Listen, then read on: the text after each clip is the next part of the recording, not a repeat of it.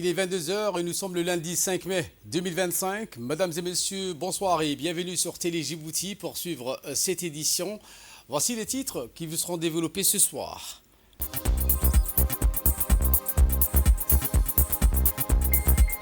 Djibouti accueille le séminaire régional des radiocommunications, et en collaboration avec l'Union internationale des télécommunications, et c'est tenu ce matin à Ela Hotel. Également dans l'actualité de ce 22 heures, l'équipe humanitaire internationale rejette le plan proposé par l'État sioniste pour acheminer l'aide humanitaire qui va rentrer donc dans la bande du Gaza. Voilà pour les titres. Merci si vous nous rejoignez sur Télé Djibouti et nous entamons avec cette information de ce séminaire régional des radiocommunications de cette année en collaboration avec l'Union internationale des télécommunications. Les travaux de ce séminaire se sont ouverts ce matin à Ela Hotel et se poursuivront jusqu'au 8 mai prochain. Cette cérémonie officielle de l'ouverture a vu la participation des membres du gouvernement, notamment le ministre de la Communication chargé des postes et des télécommunications, Radwan Abdillahi Bardon, qui parrainait l'événement, les membres du gouvernement, le directeur général de Djibouti Télécom, Monsieur Mohamed Assoui, ainsi que le directeur général de la radio-télévision de Djibouti, Adana Abdi Jama. L'on note également la présence du secrétaire général de l'Union africaine des télécommunications et plusieurs autres invités de marque. La thématique centrale du séminaire porte sur les avancées technologiques et les meilleures pratiques en matière de radiocommunication, mettant l'accent également sur le développement durable et l'innovation numérique. Les travaux qui se sont ouverts à Ela Hotel se poursuivront jusqu'au 8 mai prochain.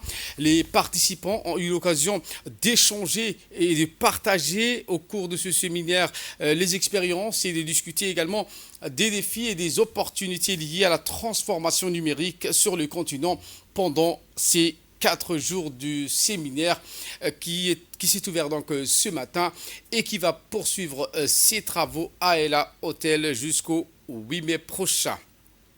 Place maintenant donc aux séries des discours. En premier, à l'ouverture, le secrétaire général de l'Union internationale africaine de télécommunications a indiqué que la radiocommunication joue un rôle vital dans la réduction de la facture numérique.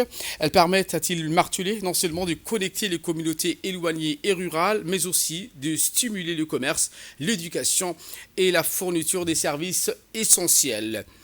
La mission collectif de cette union est d'élaborer, a-t-il indiqué, des politiques et des cadres réglementaires qui favorisent un écosystème numérique sûr, inclusif et durable. Fin de citation. Et pour sa part, le ministre de la télécommunication chargé des postes et des télécommunications, M. Radwan Abdillahi Bardon, n'a pas manqué dans ses propos de rappeler que cet événement est une opportunité précieuse pour renforcer la coopération régionale, suivant donc son intervention. Pour moi, un grand plaisir de prononcer cette allocution d'ouverture des travaux du séminaire régional des radiocommunications 2025 pour l'Afrique, organisé conjointement avec l'Union internationale des télécommunications. Je voudrais avant tout remercier l'Union internationale des télécommunications pour son appui à l'organisation de ces séminaires de formation à Djibouti. Mes remerciements vont également aux pays, amis et frères qui ont soutenu notre candidature pour la tenue de cet important événement dans notre pays.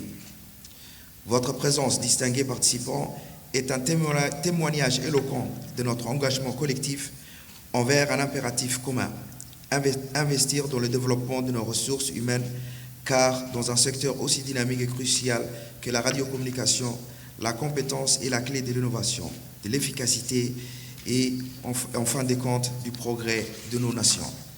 Mesdames et messieurs, nous savons tous que le paysage de la radiocommunication évolue à une vitesse fulgurante.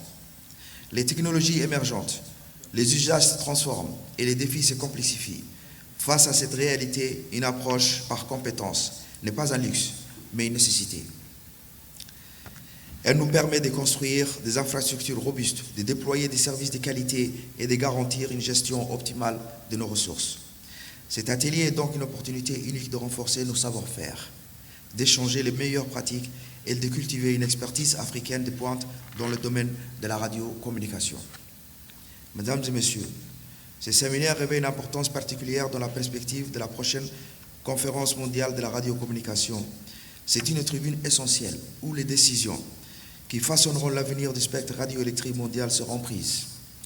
Pour l'Afrique, il est impératif d'y faire entendre une voix unie et forte, défendant nos intérêts communs et nos spécificités régionales.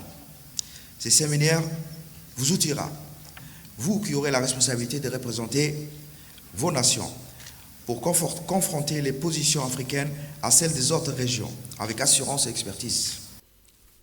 Lancement de l'atelier de la consultation sur l'accélération de la transition énergétique à Djibouti, organisé par le ministère de l'Énergie chargé des ressources naturelles dans le cadre du partenariat accéléré pour les énergies renouvelables en Afrique.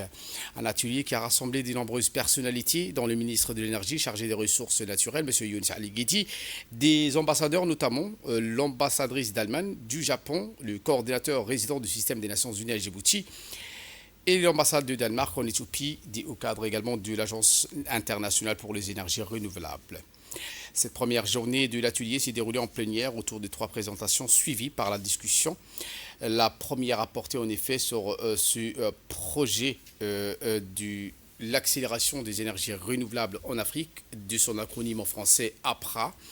La deuxième question est liée sur le contexte énergétique national et la troisième sur la présentation de la contribution déterminée à l'échelle nationale. Il convient de noter que les résultats des discussions des travaux des 2 jours de cet atelier ont permis les priorités énergétiques nationales et d'établir également un plan d'action dans le cadre d'une approche consultative. Pour remercier chaleureusement son Excellence, Monsieur le Ministre, et toute son équipe pour tous les efforts qu'ils ont eu à fournir ayant permis à l'organisation de la rencontre d'aujourd'hui et aussi pour leur hospitalité. On a été très très bien réussi depuis l'aéroport et vraiment ils sont aux petits soins jusqu'à présent. Merci beaucoup Monsieur le ministre et votre équipe. Je salue aussi l'engagement des partenaires qui vraiment ont toujours été à nos côtés et sans relâche, ils sont en train de nous supporter depuis les prémices du partenariat ainsi que l'enthousiasme et l'entrain avec lequel ils poursuivent cet engagement. Pour les nommer, côté pays, nous avons, par ordre alphabétique, nous avons l'Allemagne, le Danemark, les États-Unis, les Émirats arabes unis et récemment le Japon aussi a joint l'équipe en nous supportant. Et nous avons aussi d'autres structures non étatiques qui nous supportent, telles que la Fondation Rockefeller and Brothers, GIAP. Écoutons à présent l'ambassadrice d'Allemagne et le coordinateur des Nations Unies. Quand on parle à Djibouti de l'énergie, je crois qu'il y a une double importance. D'un côté, toute la transition, la réduction de CO2, la réduction des émissions de gaz et le combattre au changement climatique, dans lequel Djibouti est dans les front lines. Mais il y a tout un autre domaine de diversification, faciliter la diversification de l'économie, réduire le prix de l'électricité et faciliter plus l'implémentation, l'expansion de l'industrialisation au pays. Donc je crois que quand on parle d'énergie renouvelable à Djibouti, on a ces 2 phases dans lesquelles c'est très important et c'est très stratégique pour le pays. Continuer la réduction des émissions et continuer à trouver la façon de réduire les prix de l'électricité pour faciliter la diversification économique. On a, avec la vision du président de la République de 2035, approuvée, je crois, en 2015, qui dit que Djibouti va devenir le premier pays de l'Afrique à 2035 à avoir les 100% de son énergie d'origine renouvelable. Et je crois qu'on est probablement capable d'arriver avant 2035 à cette situation. Le ministre de l'Énergie, M. Younis Ali Guedi, a pour sa part souligné que notre pays a amorcé une transformation en profondeur de son système électrique, ce qui a ouvert la voie au développement des énergies vertes. Écoutons le ministre.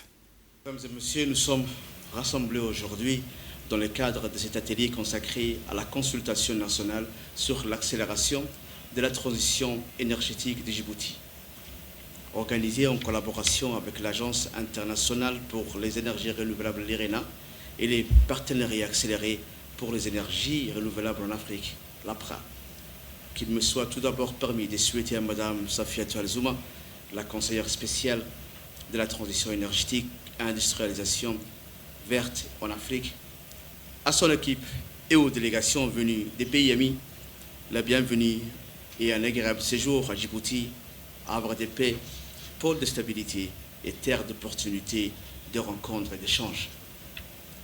Permettez-moi également d'exprimer mes sincères et chaleureux remerciements à tous ceux et celles qui ont répondu favorablement à notre invitation. J'ai saisi aussi cette occasion pour remercier chaleureusement l'IRENA, le secrétariat de l'APRA et l'équipe du ministère pour la qualité de l'organisation de cette assise. Mesdames et messieurs, distingués invités, sous le leadership visionnaire du président de la République, son Excellence Al-Hajj Ismaël Omar Guelleh, et conformément à sa volonté politique et à son projet de société, notre pays, dans le cadre de la mise en œuvre de sa politique énergétique, s'est engagé résolument dans un processus de transition énergétique afin de préparer le système énergétique de demain de production d'électricité décarbonée à travers un mix énergétique basé sur les énergies renouvelables disponibles au niveau national, qu'elles soient d'origine solaire, éolienne, géothermique ou encore issues de la marée motrice ou de la biomasse. En bref et en image, sous la présidence de l'honorable député Kaltoum Farah Saïd, la commission de la législation et de l'administration générale et des droits humains de l'Assemblée nationale s'est réunie aujourd'hui afin d'examiner le projet de loi numéro 130 relatif à l'organisation et au fonctionnement des associations à Djibouti. Séance qui s'est tenue en présence des membres, des députés membres et non-membres de cette commission dont l'implication a permis d'enrichir les échanges sur ce projet législatif de grande envergure. Le ministre de l'Intérieur, Saïd Hassan, accompagné de ses collaborateurs et de l'équipe juridique de son ministère, est venu présenter les éléments essentiels de ce projet de loi. Les échanges ont permis de clarifier plusieurs enjeux importants, notamment la nécessité de garantir un environnement juridique stable pour les associations en assurant leur liberté d'action tout en préservant la sécurité juridique de leurs activités. Dans la journée du 4 mai, le colonel Waïs Omar Borolé, commandant de la garde-côte djiboutienne, a eu l'honneur d'accueillir à bord des nouveaux bateaux de 35 mètres une importante délégation japonaise conduite par Mme Eriar, vice-ministre parlementaire des Affaires étrangères, membre de la Chambre des représentants du Japon. La rencontre s'est tenue à bord des unités récemment mises en service, offert à la garde-côte l'opportunité de présenter un panorama des soumissions, des capacités opérationnelles et du rôle stratégique de cette institution dans le domaine de la sécurité et de la sûreté maritime au niveau local, régional et international. Cette présentation suivie d'un échange fructueux portant sur les enjeux de sécurité et de sûreté maritime dans le détroit de Bab el-Mandab, le golfe d'Aden et l'océan Indien, ainsi que sur les perspectives de renforcement de cette coopération bilatérale dans la lutte contre les menaces pesant sur les espaces maritimes. Madame Irie Arfia a exprimé sa profonde gratitude quant à l'accueil de sa délégation et a salué l'engagement constant de la garde-côte djiboutienne, soulignant également le rôle crucial dans la préservation de la sécurité maritime régionale.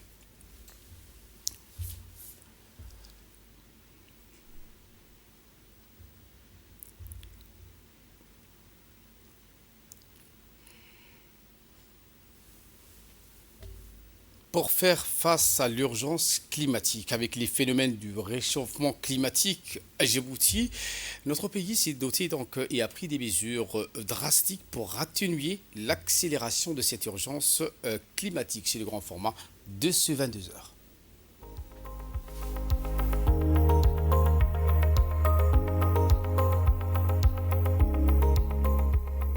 Face aux effets dévastateurs du changement climatique à Djibouti, un pays semi-aride de la Corne de l'Afrique n'échappe pas à cette réalité.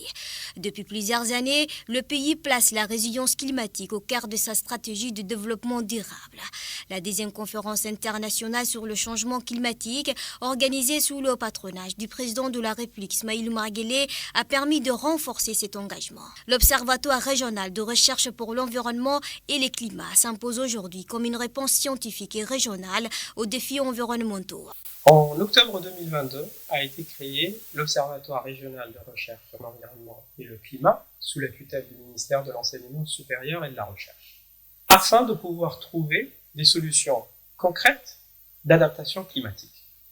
Cet observatoire a été doté de certaines missions dans la création et la structuration des données climatiques, et cela a été ce sur quoi à l'observatoire et les chercheurs de l'observatoire s'y sont concentrés afin que l'on puisse avoir des données qui nous permettent de prendre des décisions politiques adaptées. La conférence a abouti à une série de recommandations pratiques issues des échanges entre chercheurs, décideurs et partenaires techniques. La conférence de CR2 a incarné une ambition claire, celle de faire émerger une voix africaine forte, une voix scientifique et résolue face au changement climatique.